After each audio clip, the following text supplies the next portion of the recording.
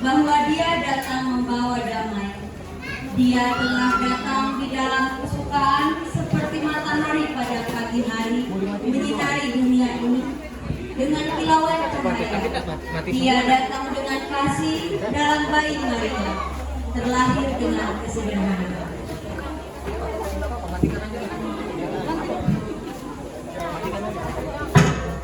Jauh lebih dalam lagi, Yesus yang kelahirannya kita rayakan ini akan membawa dunia baru di dalam kegelapan dunia.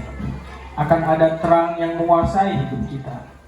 Dia membawa pengharapan baru bagi bangsa-bangsa. Ia datang untuk memerintah di dalam kesucian dan kasih.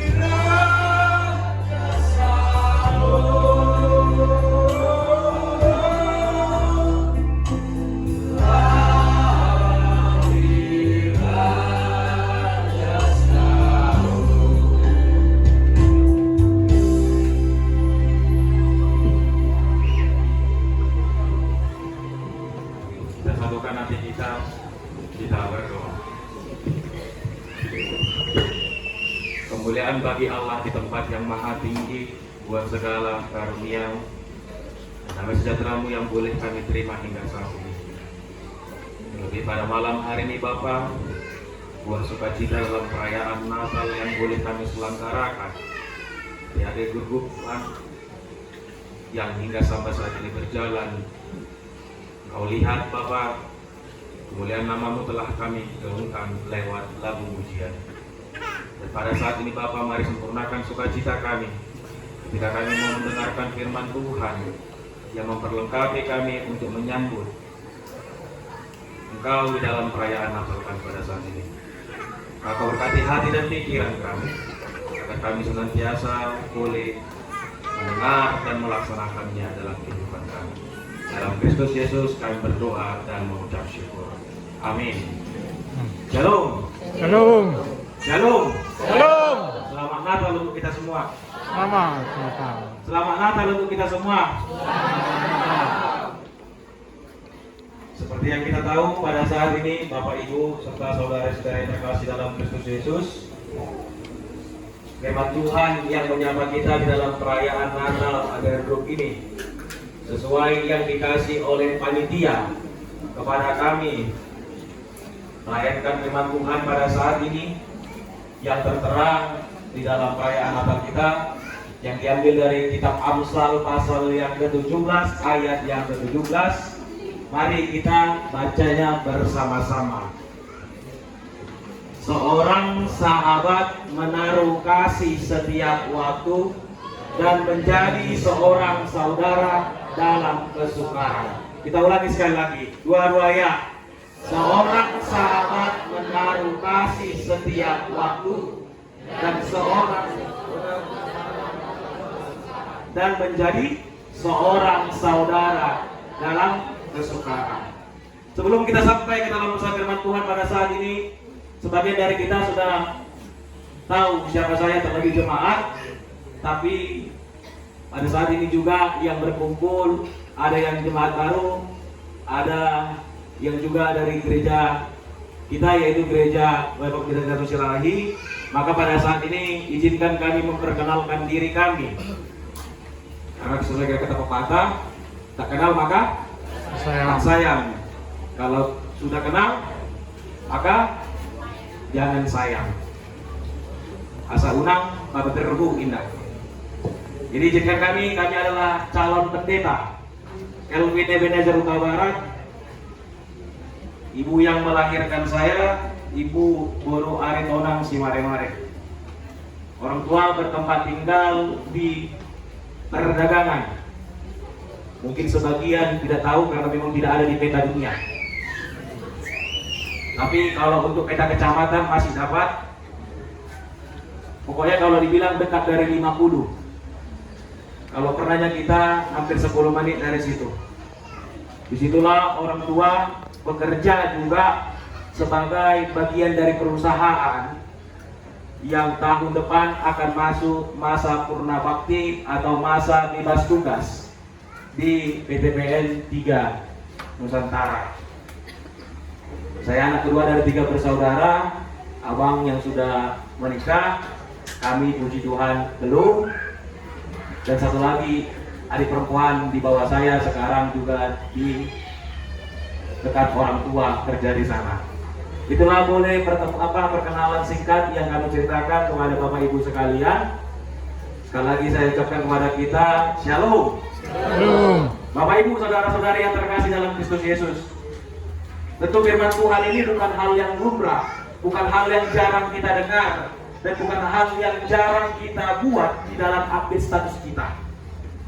Apalagi orang-orang yang bekerja dalam perusahaan, karena kebetulan saya adalah anak karyawan yang notabene sedikit tahu tentang bagaimana kelas atau persoalan-persoalan di dalam setiap pekerjaan. Bisa saja dari antara teman, bisa saja dari antara sahabat, karena ada persoalan sedikit menjadi saling sikut-sikutan.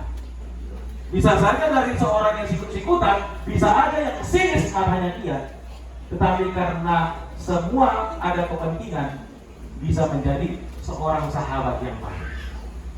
Nanti mau kita lihat dalam makhluk sosial ini, dalam persatuan ini, dalam pertemanan dan persahabatan ini, kata yang paling penting di sini adalah kepentingan. Dan kepentingan ini bersifat selamanya. Selama kepentingan ini ada, pasti akan berjalan antara seseorang. Kenapa aku mau berteman sama engkau? Karena ada kepentingan itu. Kenapa aku mau musuhan samamu? Karena kau gak penting lagi denganku. Maka kepentingan ini mau kita tanda kubikan. Kepentingan seperti apa yang mau kita lihat? Apalagi kalau kita lihat pada saat ini, tema yang dikasih seorang sahabat menaruh kasih dan menjadi seorang saudara dalam kesukaran. Berarti sahabat yang mau diinginkan apa? Apa yang mau kita capai menjadi seorang sahabat dan mencari seorang sahabat? Tetapi kalau di dalam dunia perusahaan sangat kecil sekali untuk menemukan seorang sahabat. Sangat kecil sekali, bukan saya katakan tidak bisa, tetapi sangat kecil sekali. Karena apa? Ketika kita dalam kepentingan ini, apalagi dalam perusahaan ini, kepentingan itu lebih besar daripada harga sahabat. Bisa. Saya tidak mempertanyakan kepada kita semua, tetapi kita bisa lihat dan kita jawab dalam hati kita masing-masing. Kepentingan merubah segalanya, kepentingan merubah siapapun, bahkan dalam keluarga kandung sekalipun, kepentingan bisa merusak kita semua. Bisa karena kepentingan harta duniawi, abang adik yang awalnya akrab, tetapi karena mau mendudukan harta orang tua ini, bunuh-bunuhan pun jadi. Apalagi kita yang ketemu, yang dipertemukan dalam suatu perusahaan untuk bekerja sama, yang tidak ada hubungan darah, yang tidak ada hubungan kakak adik, yang tidak ada hubungan orang tua, pasti lebih dari situ bisa kita lakukan. Apalagi kalau sudah memuncak emosi kita. Maka ini yang mau dikatakan, bahwa agar menjadi seorang sahabat, rupanya harus ada pertarungan kasih. Yang mau dikatakan bahwa kasih itu adalah keputusan, bukan emosional maupun perasaan. Ketika kita berbicara tentang kasih, apalagi dikatakan kasih itu sabar, kasih itu tidak cemburu, berarti harus ada keputusan, ada sikap dalam hidup kita. Kasih yang mau gimana? Kasih seperti manusia ke manusia yang mengharapkan atas balas jasa kah? Atau kasih yang mau kita lihat bagaimana kasih Tuhan dalam hidup kita? Keputusanmu yang mana sekarang Bapak Ibu? Maka kalau bilang menaruh kasih, bahwa kasih itu adalah pilihan. Keputusan yang mana harus kita pilih? Ketika kita harus sabar, itu adalah keputusan kita. Tidak sabar itu adalah perasaan. Maka menjadi seorang sahabat, tinggalkan egoismemu, tinggalkan emosimu, tinggalkan engkau lebur menjadi satu. Maka dalam keluarga juga begitu. Dua kepala, bukan mau dijadikan satu kepala, tidak, tapi mau menyeragamkan apa yang di dalam kepala supaya berjalan bersama-sama. Berarti mau dikatakan bahwa ketika kita mau meleburkan kasih kita itu, kita lihat bagaimana Allah melebur menjadi manusia. Itulah bukti nyata kasih Allah yang paling sempurna, yang bisa kita praktikkan, yang bisa kita lihat Bapak Ibu. Bahwa Allah sendiri mau meleburkan dirinya menjadi sama seperti kita manusia yang hina ini, hanya untuk memperbuat kita yang tidak ada apa-apanya, mengampuni kita, memaafkan kita yang tidak ada artinya. Siapa sih kita di hadapan dunia? Siapa sih kita di hadapan Tuhan sekalipun? Tapi apa?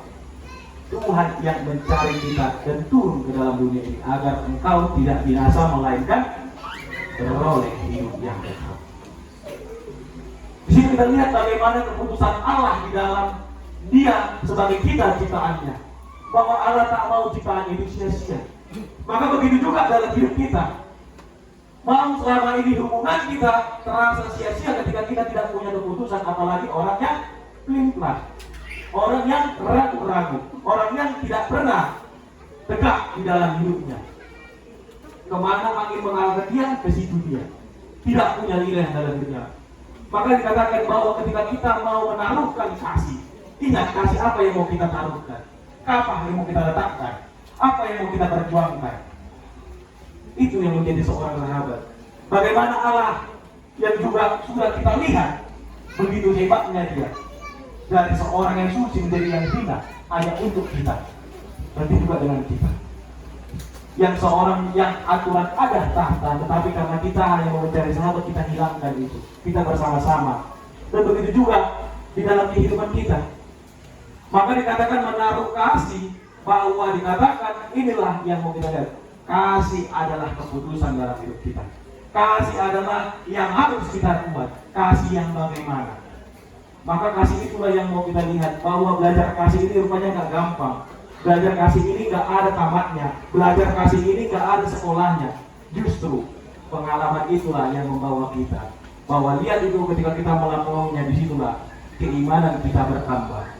Apalagi ketika kita merasakan bahwa sekalipun kita menderita, sekalipun kita dalam tekanan, sekalipun kita tidak disukai, sekalipun kita harus dibenci, dengan apa yang kita lakukan berdasarkan kasih, tapi ingatlah bahwa itulah yang harus kita lakukan. Bagaimanapun Allah begitu, sudah turun dia ke dunia, tetapi dia malah disampaikan. Itu bukti nyata Allah, dan Allah tidak membalas. Maka itu juga yang mau diingatkan kepada kita pesan apa pada saat ini.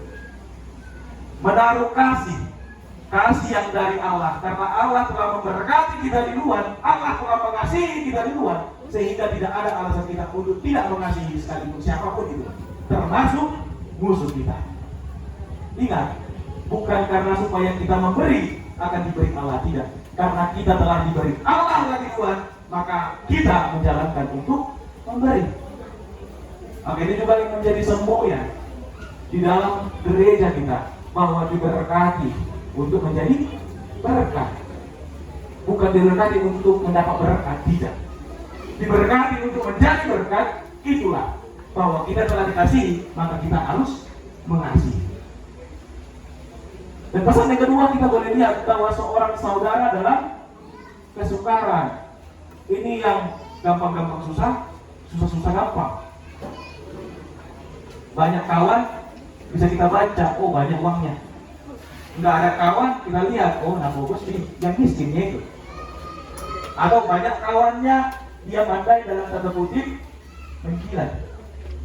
Nggak ada kawannya, tanda kutip dia tidak pandai menjilat. Banyak kawannya, dia pandai bermuka dua. Tidak ada kawannya, dia tidak pandai bermuka dua. Serba salah dalam ini. Maka kita mau lihat seorang saudara dalam kesukaran yang mau dikatakan bahwa di dalam kesukaran sekalipun kita harus bisa menjadi seorang saudara.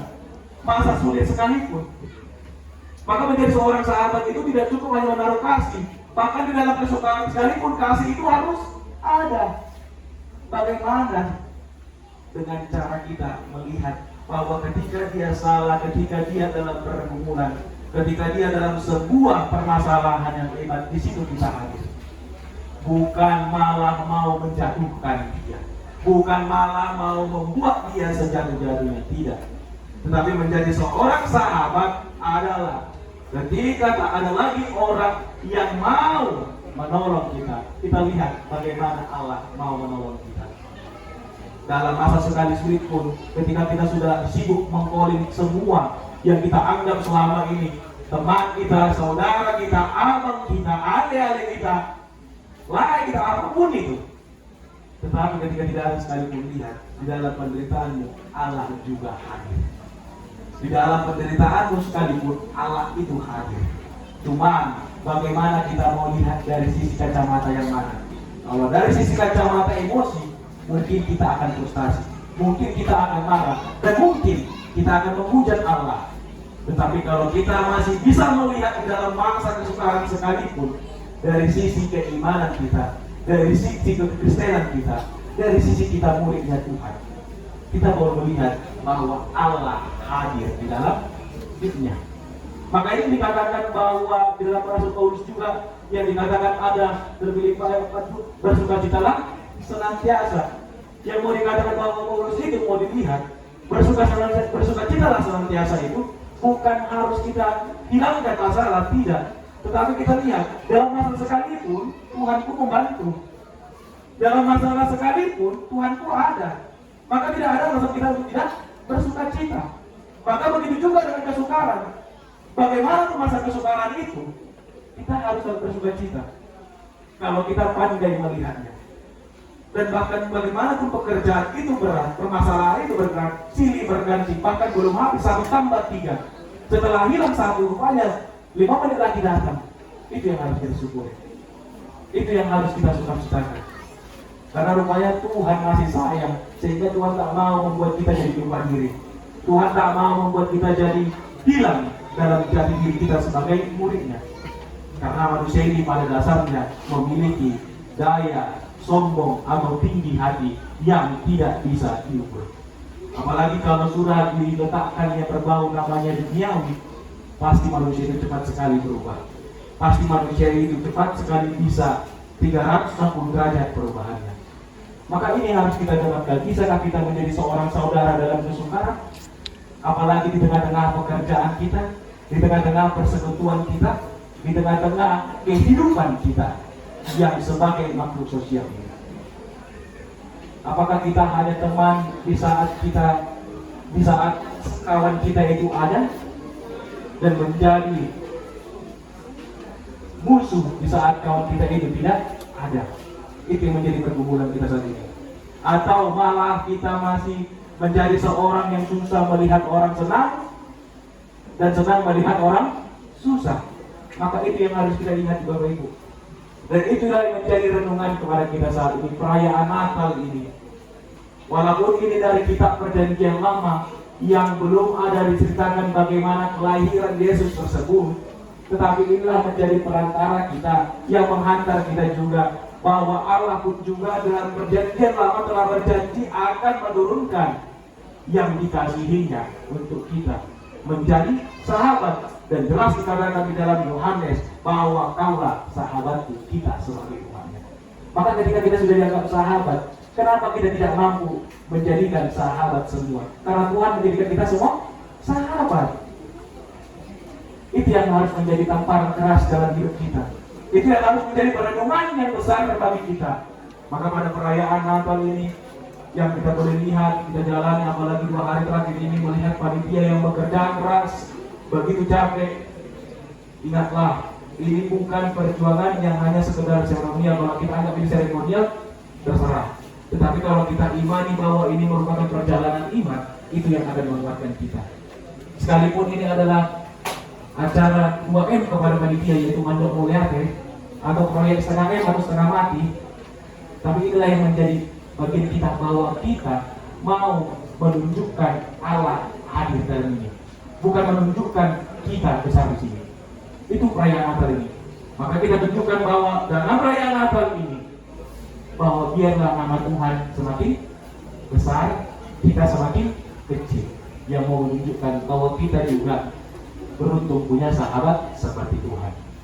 Itu yang kita jelaskan kepada panitia, dan begitu juga buat kita yang hadir pada saat ini, Bapak Ibu. Maukah kita menjadi seorang sahabat yang benar-benar memiliki kasih dari Tuhan dan menjadi seorang saudara dalam kesukaran kepada siapapun? Kalau masih berat, silahkan berdoa ke kamar masing-masing. Tanyakan pada Tuhan, sanggupkah aku? Mungkin Tuhan katakan sanggup, tapi dari sini kehidupan kita enggak, apalagi terhadap musuh kita. Maka pada perayaan Natal ini, dengan kelahiran Tuhan di dalam hidup kita, mari kita amini supaya kita menjadi seorang sahabat, bukan untuk siapa saja, bukan untuk satu-satu orang, tetapi bagi semua orang.